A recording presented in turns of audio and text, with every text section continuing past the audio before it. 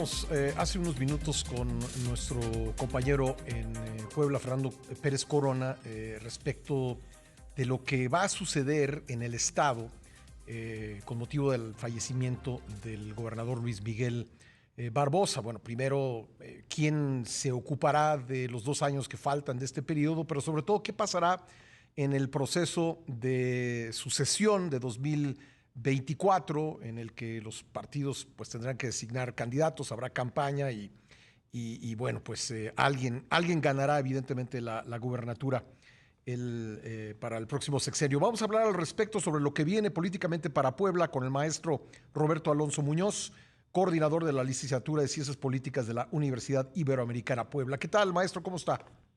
¿Qué tal, Pascal? Muy buen día a ti y a todo tu auditorio. Bueno, ya está resuelta una parte. Constitucionalmente, la secretaria de Gobernación asume como encargada del despacho. El Congreso local ahora tendrá que designar al gobernador sustituto.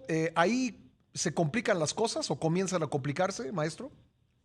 Me parece que sí, Pascal, toda vez que si hacemos una comparación con lo que establece la Constitución Federal para el caso equivalente, nuestra Constitución aquí en el Estado de Puebla no es precisa en cuanto al número de votos, es decir, en cuanto al procedimiento para tomar la decisión de quién ocupará la posición de gobernador o gobernadora sustituta. Lo establece con claridad que es el Congreso el que debe tomar la decisión, y uno pensaría que por la magnitud de la decisión, pues tendría que ser una mayoría calificada de 2/3 del Congreso integrado por 41 legisladores la que pudiese tomar esta decisión. Sin embargo, te repito, la Constitución no es precisa en este sentido y nos encontramos en un escenario distinto al de 2018, finales de 2018, principios de 2019, toda vez que en aquellos años, como seguramente ya lo han podido reportar, lo que correspondía era convocar a nuevas elecciones. Aquí la decisión ya no va a ser de la ciudadanía, va a ser de sus representantes populares en una conformación que ciertamente tiene una posición dominante el partido de Morena con sus partidos aliados. No ha sido obstáculo para el avance de las iniciativas que en su momento envió el gobernador, como ha venido ocurriendo en las últimas legislaturas. Sin embargo, lo que tenemos, producto de la inercia nacional de la sucesión adelantada, pues es también una sucesión adelantada en Puebla. Hasta hace algunas semanas, si esta noticia trágica hubiese ocurrido, no sé, hacia septiembre, octubre, hubiésemos pensado que había un favorito claro, cercano al gobernador, titular en ese entonces de la Secretaría de Educación Pública, y ahora se trata de un político que tuvo que salir de esa dependencia, de manera que las cosas están moviéndose también en el tablero político en la entidad, en buena medida por esa sucesión adelantada que también estamos viviendo. Leyendo columnas de colegas poblanos, tengo entendido que quienes parecían contar con el apoyo del gobernador Barbosa para convertirse en sucesores eran la secretaria de Economía y el secretario de Salud del gabinete estatal. Así es, se han mencionado como dos perfiles que serían afines a su grupo político, a su modo de ejercicio político dentro del gabinete estatal, porque también se ha mencionado el nombre del actual presidente de la Junta de Gobierno y Coordinación Política del Congreso de Puebla, que es a su vez el coordinador de la bancada morenista en el Congreso local, el diputado Sergio Salomón Céspedes Peregrina, que tendría otra, digamos, otro origen, otra puerta de entrada a esta disputa, pero que también se ha mencionado. En ese sentido, pues parecería que una decisión responsable del Congreso de Puebla sería pues cerrar el sexenio con un perfil cercano al gobernador, con alguien de su gabinete. Sin embargo, como te decía, el que se haya adelantado también en Puebla la sucesión puede meter ruido, más aún con este detalle que al menos la Constitución, puede ser que alguna ley secundaria lo precise, pero al menos la Constitución de Puebla no establece el tipo de votación que debe tener el Congreso, y estamos ante un escenario que es distinto al de principio del sexenio. Ahora, en los últimos meses ha habido pues una disputa pública hubo una disputa pública entre el gobernador Barbosa y el líder de los diputados de Morena, Ignacio Mier, que incluso pues en ciertos momentos llegó hasta el Poder Judicial, ¿no? Eh, e- ese, eh, Esa disputa, digamos, cambia, ahora que ha muerto Barbosa, ¿mueve en algo la sucesión local? En efecto, esa disputa prevaleció en los últimos meses, pues podemos decir ahora hasta la muerte del gobernador. Era claro que no gozaba el actual presidente de la Junta de Gobierno y Coordinación Política en la Cámara de Diputados, el poblano Ignacio Mier, de los afectos del gobernador, y es clara también su intención de aspirar por la gubernatura en 2024. Creería que un movimiento en falso de algún personaje de ese grupo político pues podría justamente generar un conflicto que podría traer consigo cierta inestabilidad, incluso cierta ingobernabilidad en el Estado. Ujú. De ahí que me parece que el Congreso de Puebla, como lo hizo, insisto, eran circunstancias distintas y en 2019 se optó por un perfil pues que prácticamente todas las fuerzas políticas respetaron y creyeron en él. Ujú. Me refiero a Guillermo Pacheco Pulido, que ocupó la gobernatura interina durante algunos meses hasta que se convocaron elecciones y se transfirió el poder justamente en la persona de Miguel Barbosa. Ujú. Su elección fue por 40 votos de 41. Ujú. El legislador que no votó a favor se abstuvo, ni siquiera votó en contra. Ya. Creería entonces que la actual legislatura, que es otra legislatura, de la de 2019, tendría que buscar una salida similar, es Que decir, una pudieran decisión que votar. genere los mayores Sí, consensos, eso es, sí.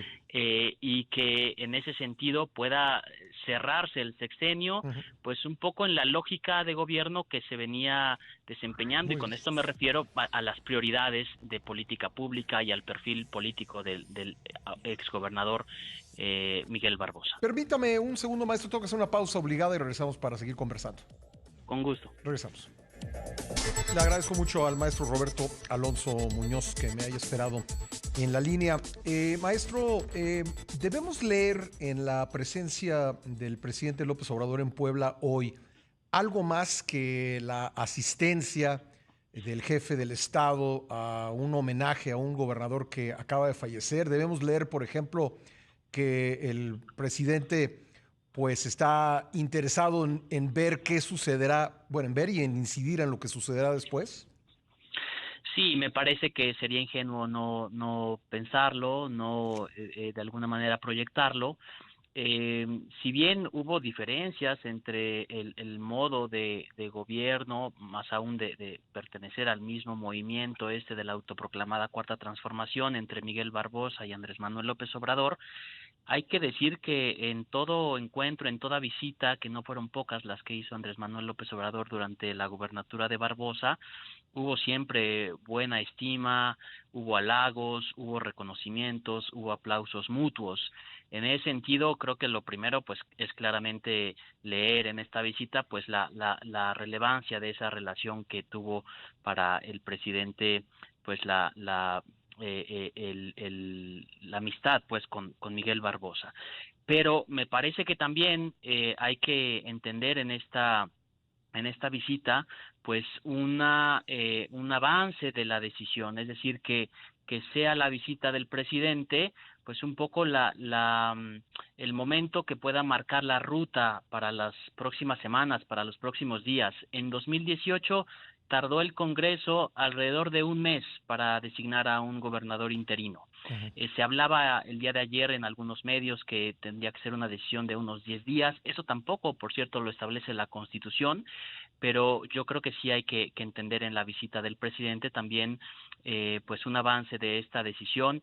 Si no se reunirá con toda la legislatura o con todos los coordinadores de las bancadas en el Congreso de Puebla, seguramente lo hará con quienes están ahorita al frente de la Junta de Coordinación Política, de la mesa directiva, y allí puede haber pues alguna orientación para la decisión que tiene que tomar la legislatura en los próximos días.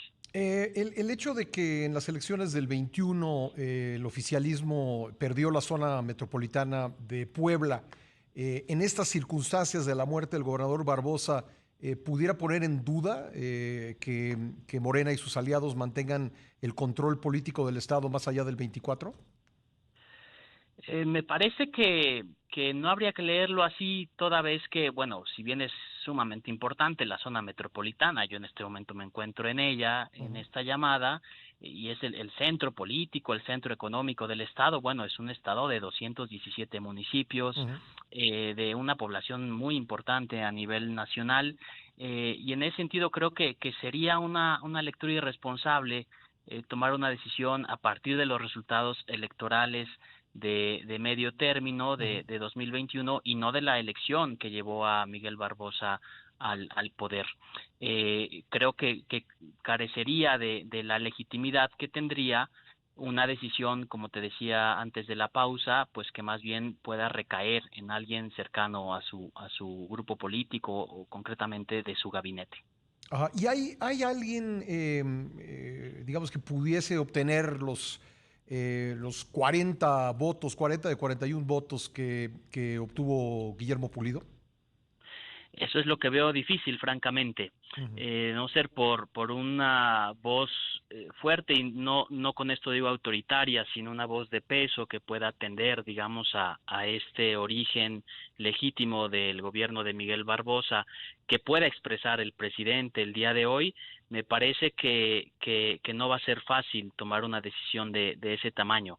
Estamos iniciando un sexenio en 2019 y ahora estamos por concluirlo en medio de una confrontación no solo entre las fuerzas políticas que están en disputa, me refiero a la coalición de Morena y sus aliados versus la coalición Va por México, sino confrontación dentro de Morena. Ujú. En ese sentido yo veo difícil que si no es por intermediación del presidente, y con esto la verdad es que no hacemos sino volver a colocar al centro al presidente, pero me parece que una situación de esta magnitud es lo que puede leerse. Si no es de esa manera, lo veo francamente complicado. Ya, y de ahí la importancia que el presidente esté en el Estado el día de hoy. Eso es.